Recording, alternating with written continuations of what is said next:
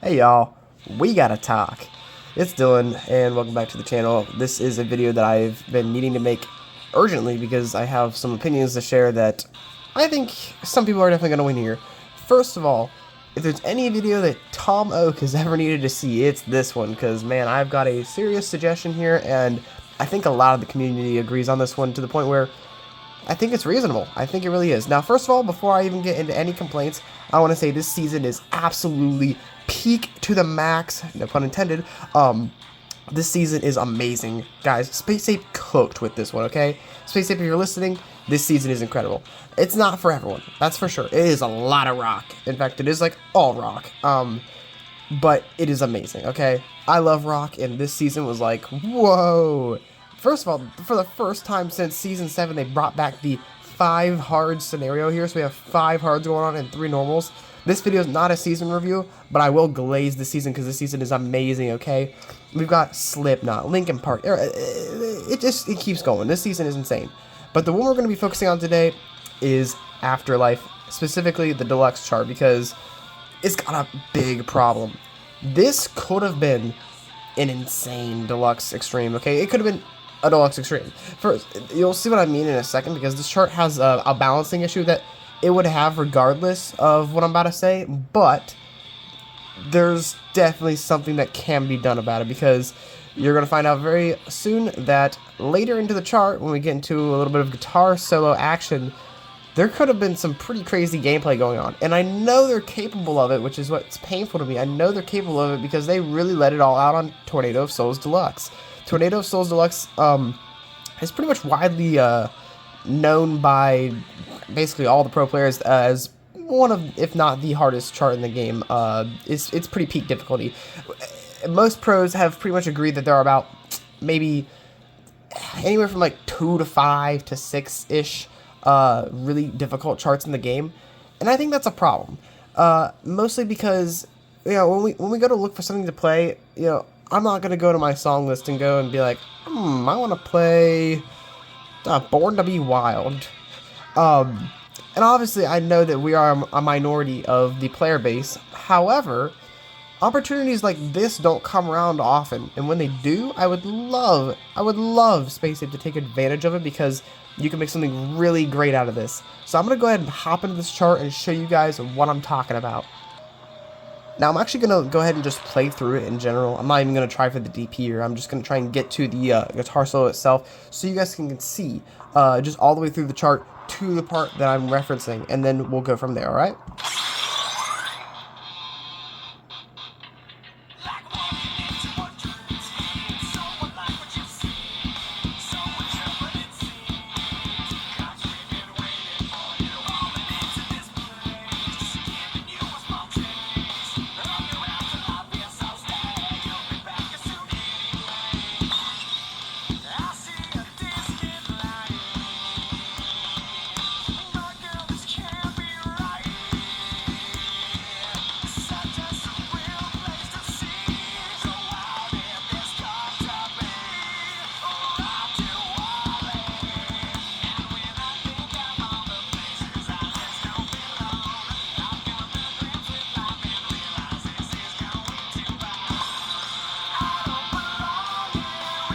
So as you can see so far, it really hasn't been extreme, I wouldn't say. This is all pretty standard, like, deluxe hard type gameplay. So you'll see where it changes up, though. That there could have been a drum roll, too, I will mention.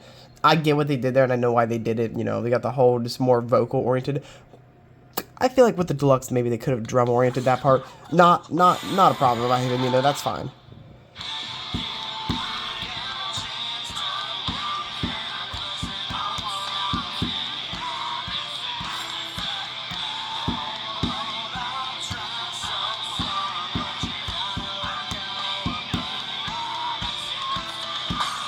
Here is where it starts.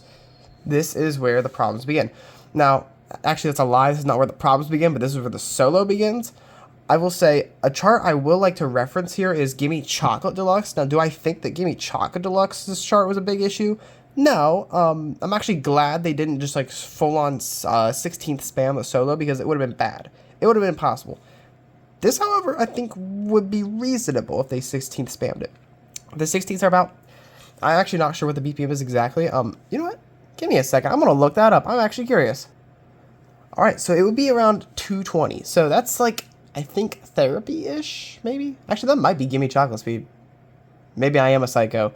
But either way, there are just a bajillion problems with this solo, and I would like to point each one out individually here. We'll start with this section. This section is actually pretty fine, although it's a little bit jank.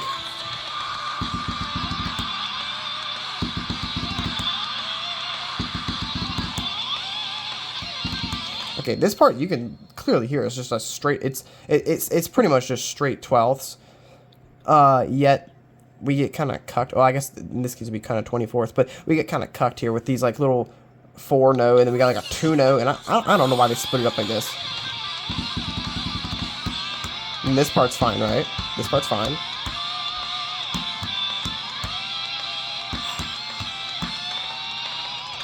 This is where it gets bad.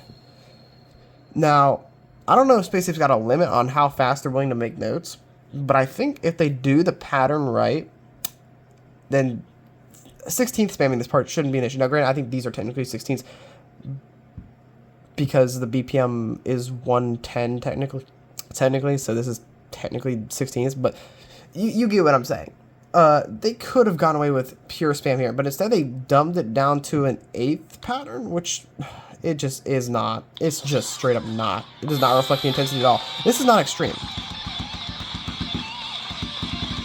Then this part doesn't even make any sense because, again, once again, they've chopped it into like these little like 4 or 3 note patterns in this case. Again, I'm not going for the DPR. I'm just trying to play it through. And it just doesn't sound right at all. Or it just doesn't play right. You know, I really wish they would have kept it just straight spam patterns. Quick ones even. That one as well. And that one as well.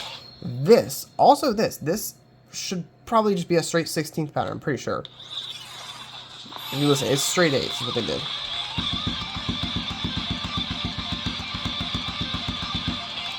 Then this part, it looks good, it starts to look good, but I'm pretty sure that, yep, they chopped it up, and you'll see.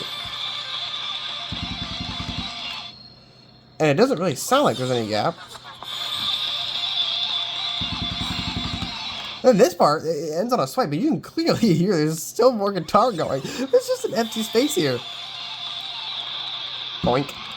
Maybe they wanted to leave room for that double. I don't know. They left a very generous gap there. I personally, I could do without the double. I think we could just extend the guitar there, right? You know what I'm saying?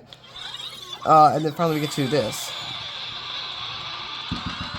And I don't have a problem with this ending. This ending is fine.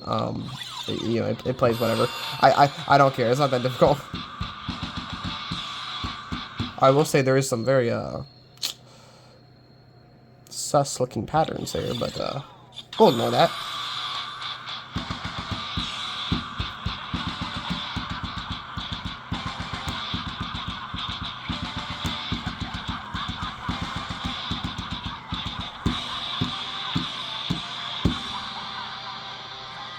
And there you go.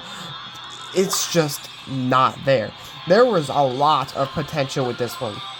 You could have cooked. It could have been graceful. 16th.